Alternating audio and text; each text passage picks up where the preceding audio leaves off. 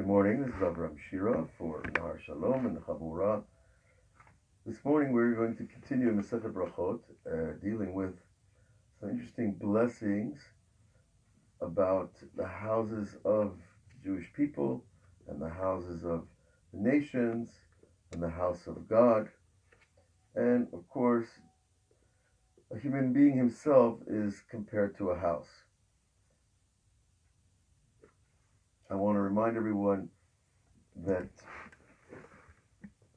Pesach is coming. We're going to continue learning about the spirituality of Pesach as well as the laws of the Passover, and we will continue that as well this morning. Tana Rabbanan, the rabbis begin. Haro'eh Batei Yisrael b'Yishuvan Omer Baruch Motziv Gavul Almanah. Someone who sees the houses of Israel says the blessing, blessed is the one who established the borders of the widow. In other words, the Jewish people here is immediately being compared to a widow. A woman has lost her husband. The Jewish people are compared to the woman who has lost her husband because of the exile. So when you see the houses of Jews established, it's an exciting thing. It's a sign that things are changing, that this widower is going to be brought back to her husband. Now, but if we see Jewish houses that have been destroyed, unfortunately, this is not such a rare thing. And nowadays, unfortunately, we say, blessed is the true judge. We accept that this judge knows what he's doing and he's bringing a fair judgment. Even if we see a Jewish house destroyed, it must be a reason, a good reason, otherwise we wouldn't believe in such a God. Okay, now, if we see Batei Umot Ha'olam Yishuvan Omer Beit Ve'im Yisach Hashem, if we see the houses of arrogant people, the rabbis bring those people of the nations that are arrogant, Yishuvan Omer, blessed is the one who brings down the house of the arrogant. But if we see such houses destroyed, we also bless Hashem as the God of vengeance, who exacts judgment according to his wisdom and understanding. Okay, so here we see already two sides of the way the rabbis look at the Jewish people and the nations. That there is this enmity, this negative feeling that's been going on a long, long time. And when this was written and these words were spoken, the Jews were under the rulership of the Roman Empire. And if anybody wants to know what the Roman Empire was like, go on YouTube, go on National Geographic. There's plenty of documentaries about how they treated people. And we can understand from the behavior of the empire why there would be enmity and negativity between the two nations. So I think this position of the rabbis flows out of the preciousness of having our land and having houses, a place to dwell in a land that was destroyed, in a land that was decimated, in a land that they salted the fields so nothing would grow. They cut down the trees so there was nothing to keep warm with. In such a place, if you now see afterwards why we would not be happy, we would bless God when we see the houses back in their rebuilt status. Okay.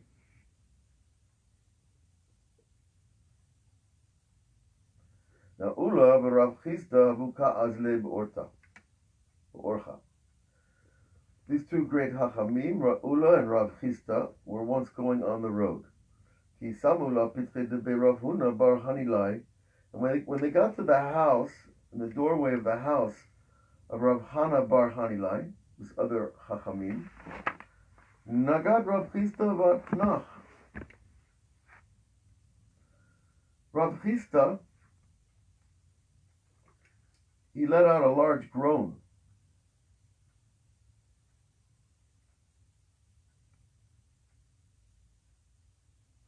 A moan and a groan.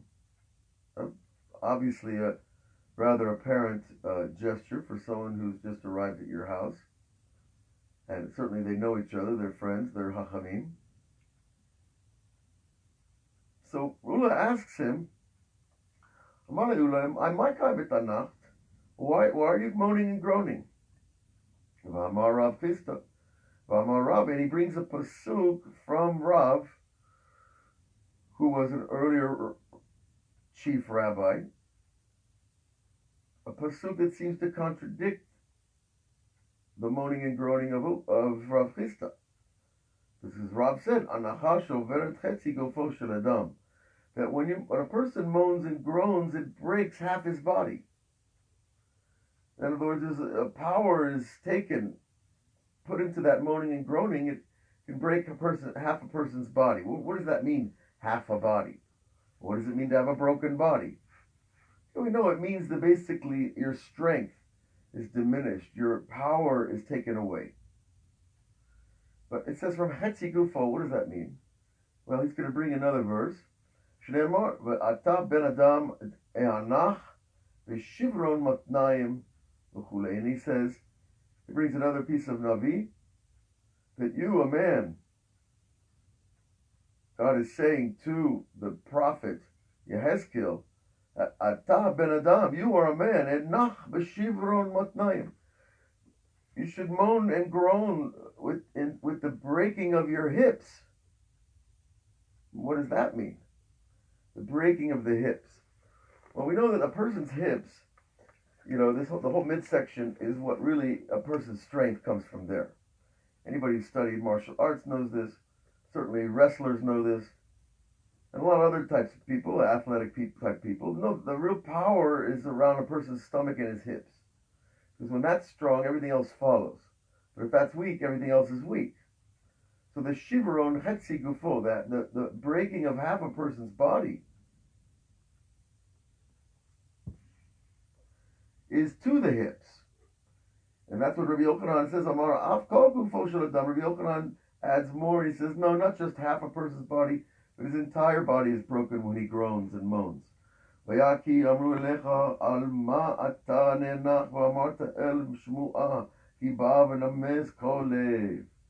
Okay, and so Rabbi Yochanan brings a verse that supports the idea that a person is completely broken when he's in fear and when he moans or groans like this. Shneimar, vayaki amru elecha, and it will be that when they say to you, Al mata nenach, why are you groaning? Right, he's bringing a verse that says essentially what's happening here in the story between the rabbis. Or why are you groaning? V'amarta ela shmu'ah, and you said something about a rumor. Ki ba'ah, a rumor has happened. V'names kolev, and every heart is melting.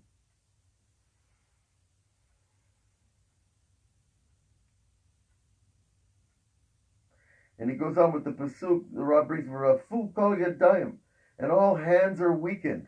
V'kahai kol ruach, and every spirit is darkened. V'kol berachayim telechna mayim, and people's knees will turn to water. So this is clearly a warning about the coming of war. But you see this idea of the whole person's body's broken by the moaning and groaning. But why? Why is Rav Chisda moaning and groaning so much that these other rabbis are trying to comfort him with verses from the Torah?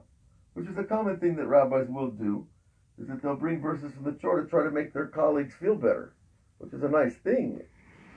But here we see, we're going to get the sense that Rav Chisda is not being comforted by these verses. So what's bothering him?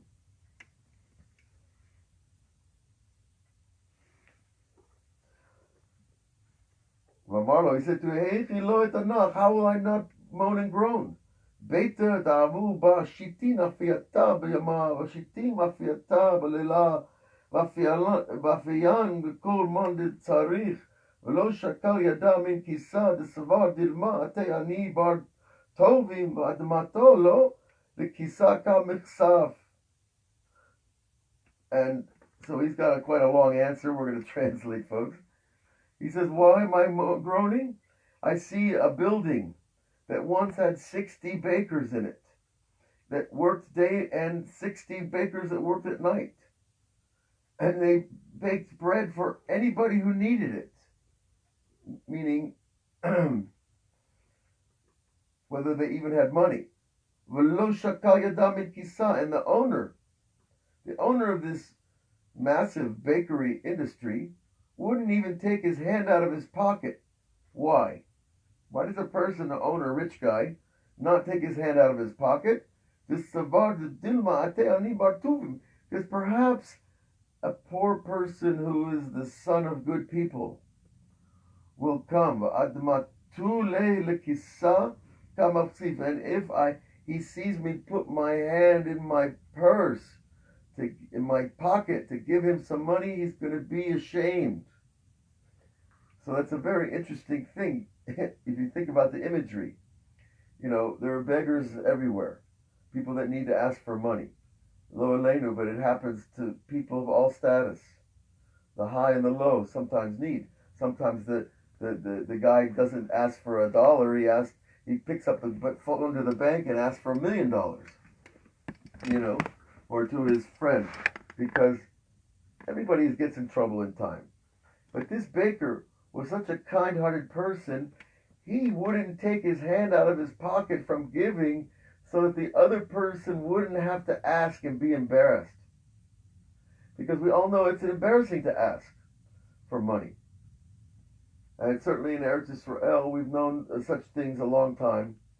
Eretz Israel has notoriously been weak on economy. It's getting stronger every day, thank God. But over the centuries, it has been a very poor place, and it has been a tremendous test to live here.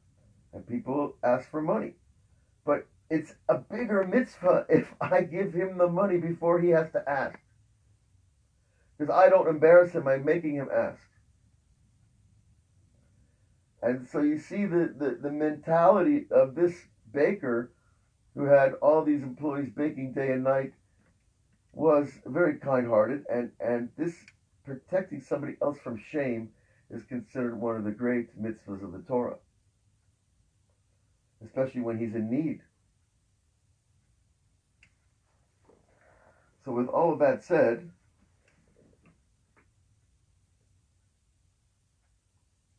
and also this building was open on all four sides, like Avraham's tent. From four sides the building was open, and everyone that came into the building hungry left satisfied. So it wasn't just really a bakery, they were doing a lot of chesed, a lot of kindness, and giving away bread.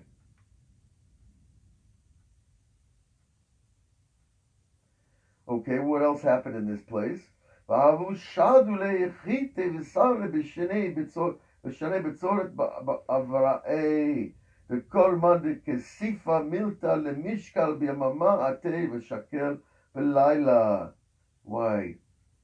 And even more, that it had four doors on four sides that were open to people all the time, and nobody left hungry. They also would put wheat and barley in years of famine. In the years of famine, when wheat and barley are much more expensive, they would put bags of the wheat and barley outside the factory at night. Anybody who was embarrassed to come and take free food, he would come at night. In other words, again, we see a case where the owners who were giving out this barley and wheat so people could take it and go home and grind it, or at least to knead it to make bread for themselves, they would put some out at night too for the people who were too embarrassed to do so during the day. So another example of the magnanimity, the generosity of these people. And now, but remember where we are in the story. We have Ula and Rav Chisda just visiting Rav Huna. And they saw, and he was moaning. Bahashta nafal betila. Below it Nahar. And now this great house of kindness is now fallen and destroyed. I'm not going to moan. I'm not going to groan. I'm not going to feel the loss. Of course you are.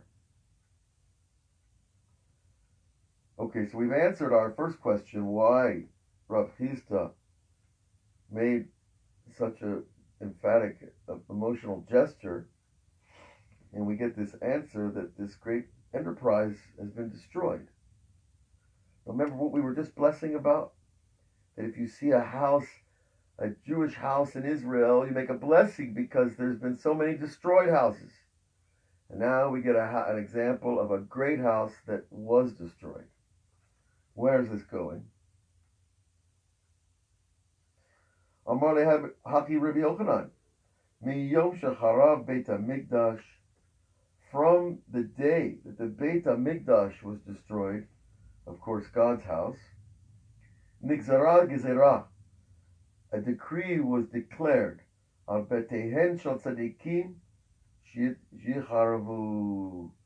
A gezerah was decreed when God's house was destroyed, that so too the houses of the tzaddikim would be destroyed. Which, if we try to use our little human logic, it's not going to come out very good. I think we better stay with the rabbis and understand that if the righteous, if the great house of the King of Kings is destroyed, then the little kings would also be, except the judgment upon their own houses. Shneimar ba'oznai Hashem tzavaot, in the ears of the Master of Hosts, im lo batim rabim l'shama, yul gedolim v'tovim me'en yoshev. That it's heard in the ears of Hashem tzavaot. This is a metaphor. When God hears something in his own ear, what does that mean? In other words, God is the source of the voice of prophecy. But it says that Hashem is hearing something in his own ear, which is really, I think, telling us, that there's this level where Hashem is not going to take responsibility completely for a bad prophecy, because the bad prophecy is because of the people. And so we don't blame Hashem when bad things happen. This is the beginning of being a man in spirituality. We do not blame God. We take responsibility no matter what. And that's what we say. Ezu tzaddik, who is the righteous person? The good person? The one who, matzdik et Hashem, the one who says God is righteous. That no matter what happens, no matter how bad it looks, there's reasoning and there's righteousness and wisdom behind what happens. Okay, so Hashem hears that there will be that great houses will be destroyed, and there'll be the great and the good ones will also in Yoshev. There will be no place for them to dwell. The destruction of the houses again, so that the tzaddikim themselves, there's a custom by tzaddikim to go and put themselves in exile because the divine presence is in exile. There are rabbis that dress in rags because they say the Shekhinah is dressed in rags. The divine presence is not clothed like the queen that she really is. So we see this effort made on the parts of these holy people to take on a portion of what's happening in heaven. That just as in heaven, so on earth, well, so on earth in heaven, that when we see that there's suffering, that we join that suffering. When God's house is destroyed, we understand why other houses get destroyed. When our health is not well, we understand the Shekhinah is not well.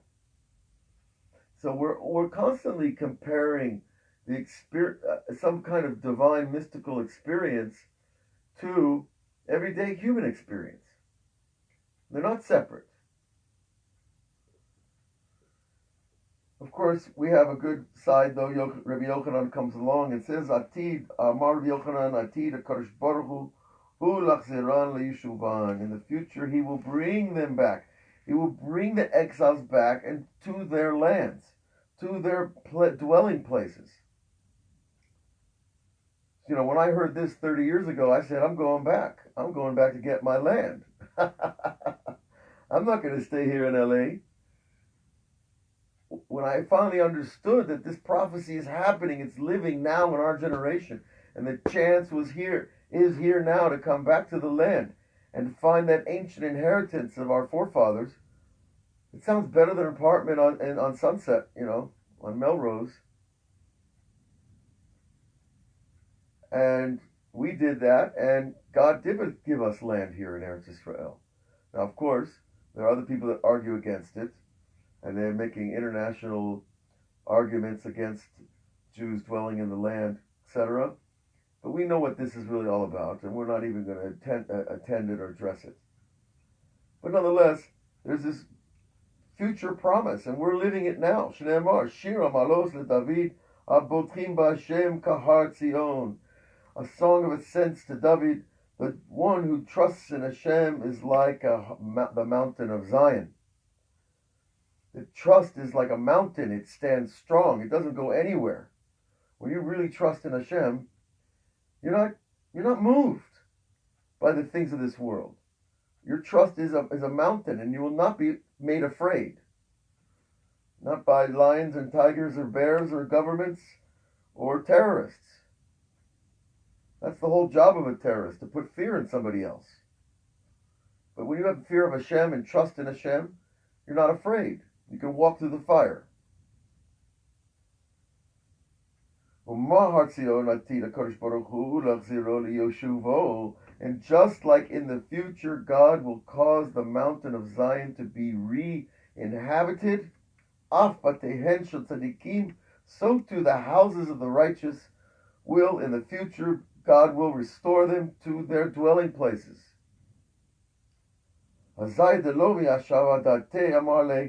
Now, after he said all these nice things, promises about the future, the return of the houses, return of the exiles, he sees that Rav Chisda still doesn't feel better. Lo yashav dateh. His mind didn't really come back to its normal place. He wasn't happy. He still felt the loss of this wonderful place that had been there before. So Marley, he answered him, Dayo le'evet sheyeh karabo, which is a classic statement that we've seen else many times. It's enough for the servant to be like his master. That if your master is out without a house, then you're without a house. And if your master is kicked off his land, then you're kicked off your land. Well, or his land. So this again describes our relationship to Hashem, the relationship between heaven and earth, between how God's laws are always fair somehow.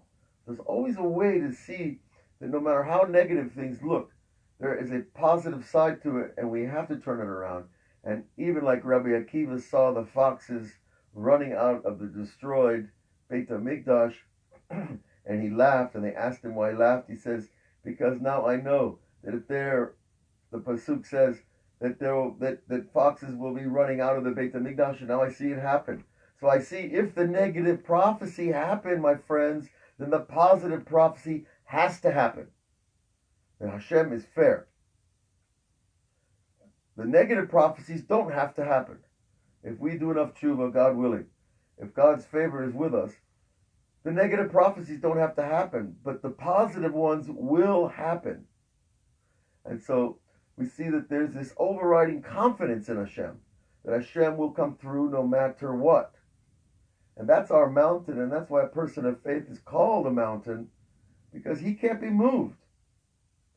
And this is as critical and essential for a person to be, to be Orthodox, to be a Jew. It's very difficult otherwise. Okay. With all of that said, we come to another little interesting piece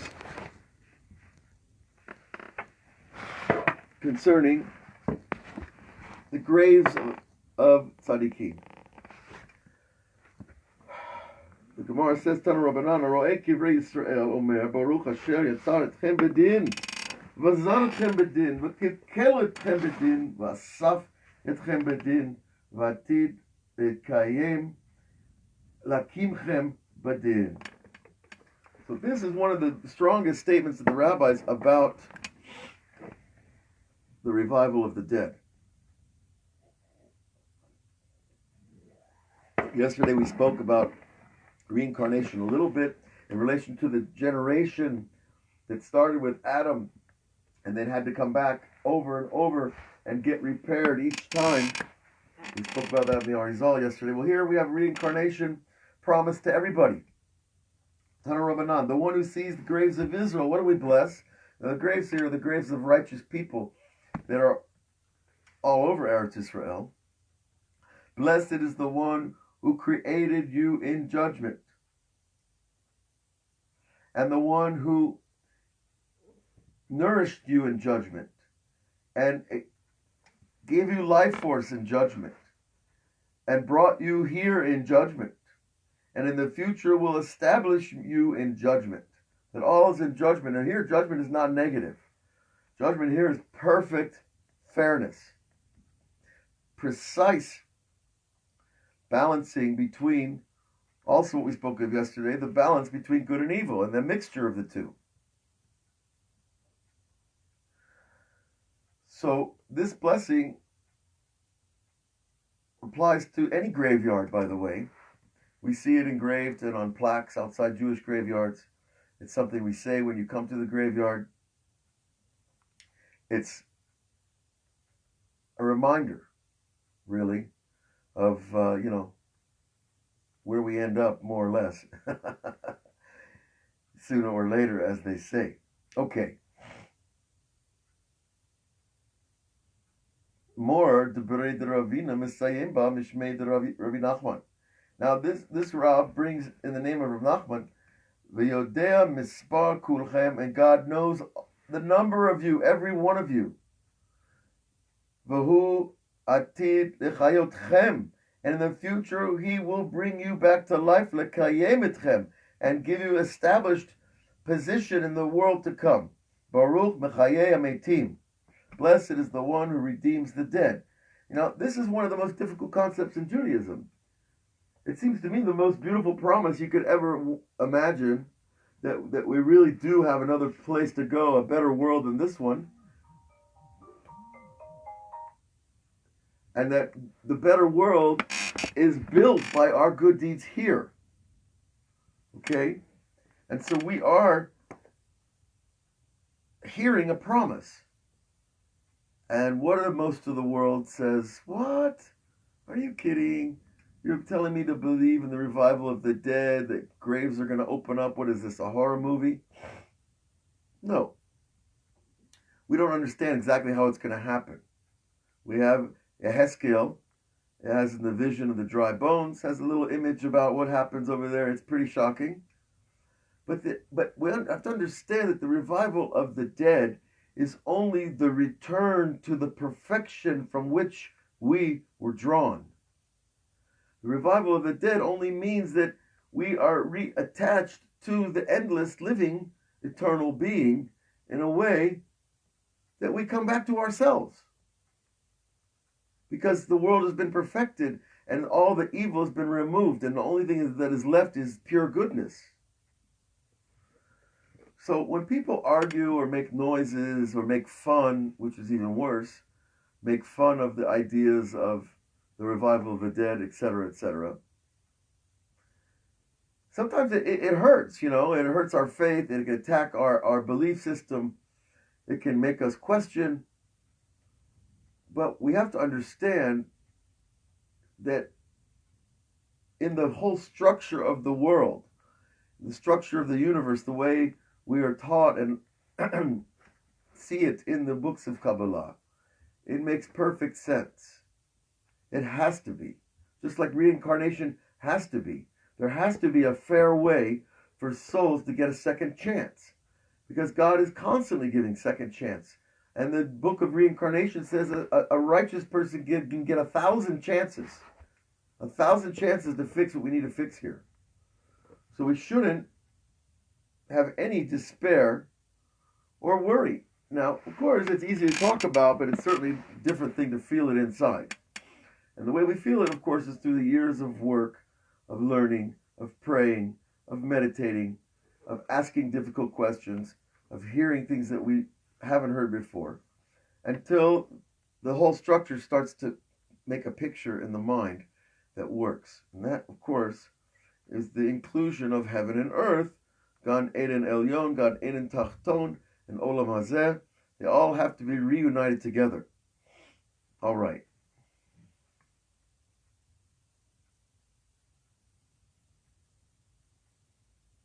We have another blessing, moving on to more personal things, instead of the general greatness here. But you see, so we began the whole parak. I want to go back a second with what? That you see the houses of Israel on the land. It's a wonderful thing. And we end with what? The restoration of the body. So the beginning of the sugya is talking about the restoration of Jewish houses in Eretz Yisrael. And then we're talking about the restoration of God's house. And we're talking about the restoration of man's house, which is his body itself. Now, the body that we're hoping to receive in the world to come, may we all merit it, is not going to be the same type of body we have now. It's going to be a body that has a lot more power and a lot more options from the factory, if you will. Right? It's going to be a body that's going to allow us transcendental travel.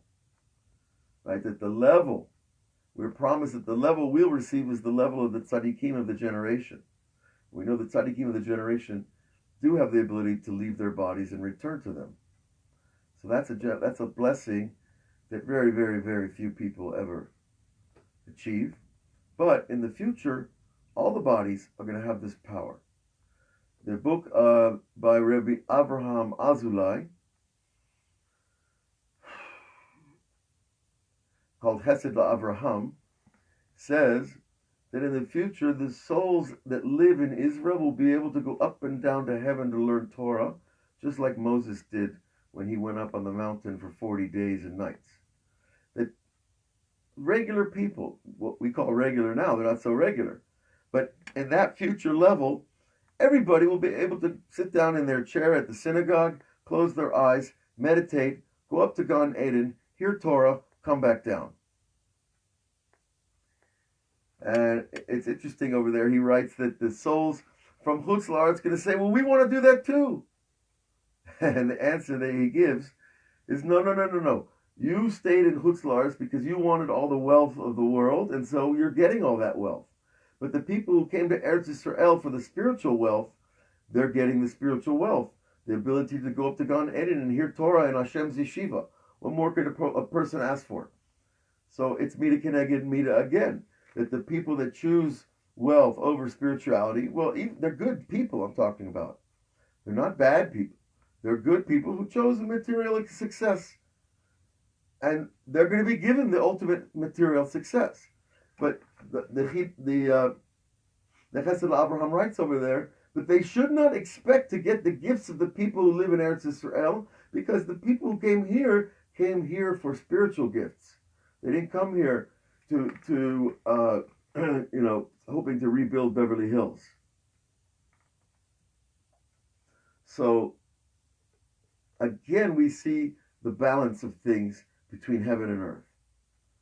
And if we don't have this idea of the balance of things, the world's going to look pretty crooked, pretty disappointing. But this balance of things, it gives us faith in God's fairness and His justice. And all the news and all the negative things that are said about religion are said about people. It has nothing to do with God. It has to do with people abusing religion. God is perfect. And we're just trying to, follow the right road here. But when people say bad things about Hashem or about the Torah or about the Jewish people, the truth is they really don't know what they're talking about. And the hatred that people use in anti-Semitism is really self-hatred projected outward. Okay? Understand that. Whoever's listening to this class, understand any anti-Semitism and all racism for that matter, whether it's racism against Africans or Jews or Hispanics or any race, it's really just self-hatred projected outward. That if I really loved myself, why would I hate anybody else? Right? Makes sense. But what happens is, when a person does sins, the Yetzer Hara has a right to attack him. And how does the Yetzer Hara, how does the evil inclination attack the person? By giving him bad thoughts about himself, bad thoughts about what he's done. Unless I learn to do tshuva and say I'm sorry, those bad thoughts about myself become stronger and stronger until I hate myself. And then I can't bear hating myself, so I hate somebody else. The Jews, of course. The blacks, the Arab, whoever. And it's all because I can't face myself. And that's true across the entire human race. From the United Nations straight on down to the Bowery. Cover most of Manhattan over there real quick. It's the same principle. So we need to address the truth and not address the issues like, oh, they did this to us and we did this to them and they did this to us, and then all this childish argumentation has nothing to do with really what's going on inside the leaders and the people. Okay. I think we can lighten up now. But the rabbis are giving us a nice blessing here from Rabbi Yeshua ben Levi. If you see your friend and you haven't seen him for 30 days, Omer, Baruch shechiyanu v'kiyamanu v'higiyanu l'zaman hazeh. Blessed is the one who has given me life and established me and brought me to this time, the time of seeing you, my friend that I haven't seen for 30 days. It's a beautiful thing to bless your friend when you haven't seen them. Now, after 12 months and you haven't seen your friend, Omer, we have a little different blessing. Baruch mechayeh hametim. Blessed is the one who revives the dead. Now, why after a year do we make this blessing? That after a year you don't see your friend, it's like he's coming back from the dead. Because after a year, it's like a person starts to leave your mind. And it's as if he's not there anymore. And so that's the idea, I think, here of Mechaye Metim, that it brings back somebody that was like dead to us to being alive again. Amar Rav. Now Rav says, Ein hamet mishtakachat min halev.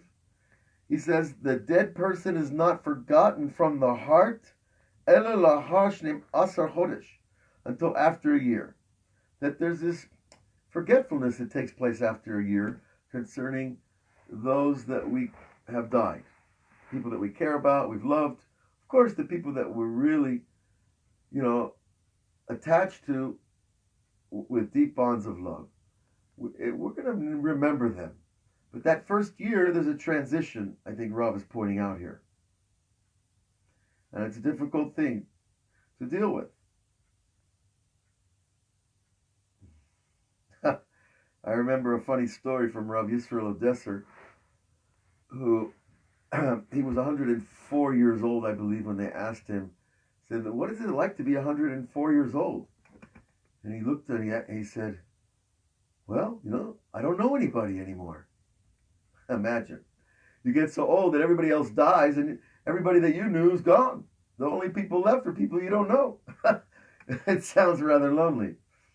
Of course, Rabbi Yisrael was a big tzaddik, and he had lots of students and friends and comrades in Avodat Hashem. But just give us an idea what this can be like even after a year. 1 year, a person's gone. It's like he's revived from the dead. Okay.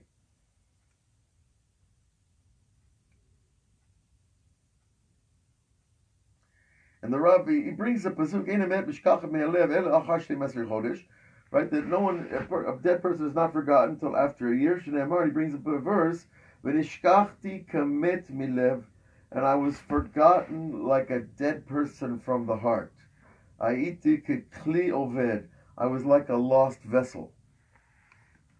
So that's pretty profound imagery for dying and for being forgotten. Rav Papa Rav Huna Bereit Rav Yeshua Havu Ka'azle Ba'orcha. Now these rabbis were going along the way. Upagu Be Barav Hanina Bereit Rav Ika. They met this other Rav named Hanina, the son of Ika, which each is an interesting name. And they said to him, Bahade da Hazinach Berechinan alach tarte. When we saw you, we made 2 blessings over you.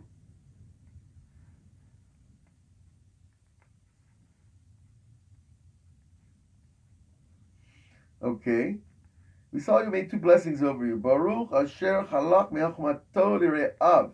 Blessed is the one who gives from his wisdom to those who fear him, right? Who blesses from his wisdom. And the second blessing they made over this Rav was V'shechianu, V'kiyamanu b'giyanu l'zman hazeh. So here we see the basis for the custom of saying Shechianu when you see a person, and Baruch HaMeitim, Mechayeh Meitim.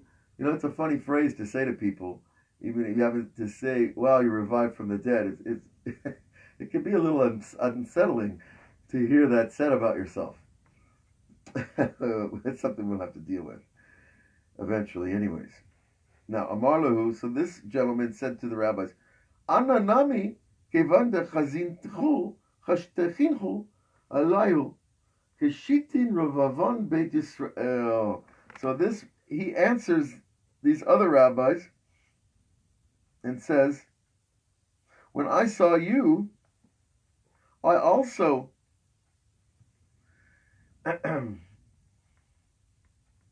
I thought that you were like the 600 great souls of Israel. In other words, your souls, you 2 individuals, were so bright that it was like the 600,000 children of Israel, and I blessed upon you 3 blessings. Hanach Tarte, these 3 blessings. Baruch Hacham Rozim, blessed is the wise man of secrets, which we learned about yesterday. The wise man of secrets, of course, is Hashem, who knows the secrets in every heart. Even though there's 7-something billion hearts pumping around the world, he knows the secrets in every one. So that's the blessing we make over 600,000. And the rabbi thought he saw 600,000 people, so there's something going on here. We're not being told. Let's see where it's going.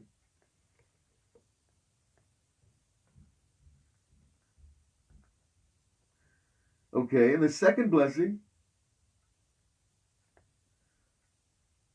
the other 2 he also made the blessing on, which is Shechianu and the Chayei Meitim. So Amrule, so the rabbis who were being compared by this other fellow as the light of 600,000 people, they said to him, Hakimat Kulehai, you are so wise. Yahavibe enaihu v'shachei way.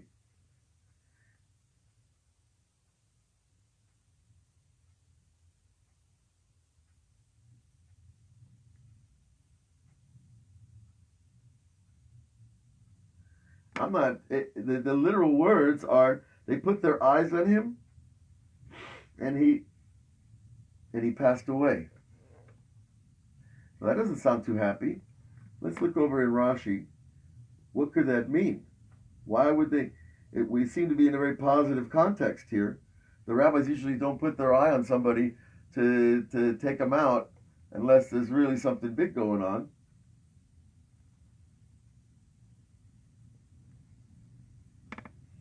So I'm looking around the daf at the different additional commentaries.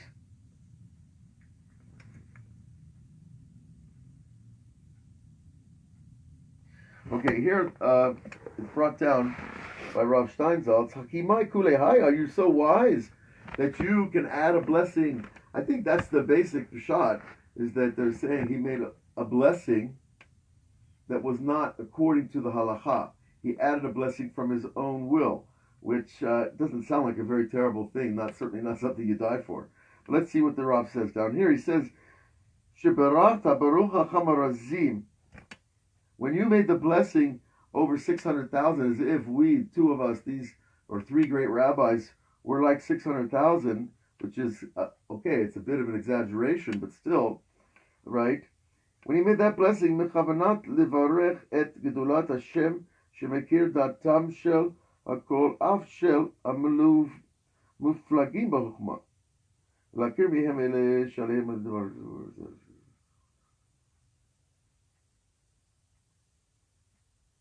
And he says that the fact that he had the wisdom to see that they were wise showed that he was wise.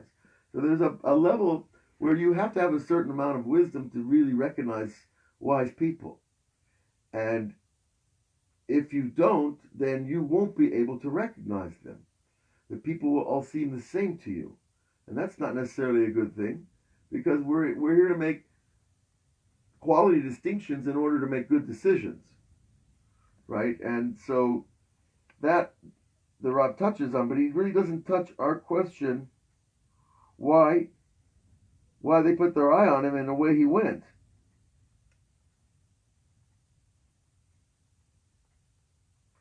Okay, I don't seem to be finding an answer to this one. I'm going to have to look this up or ask somebody. You know, this is the beauty of learning in yeshiva, is that you always have people you can ask that know more. And that's the way the system works. Okay, how are we doing on time? We have a little more time left. I'm going to take a little short break, and then we're going to jump to the Arizal and some halachot. And perhaps, I don't know if we'll have time for Rabbi Nachman today, but that's our direction. We're heading towards Pesach, folks. See you in a few more minutes.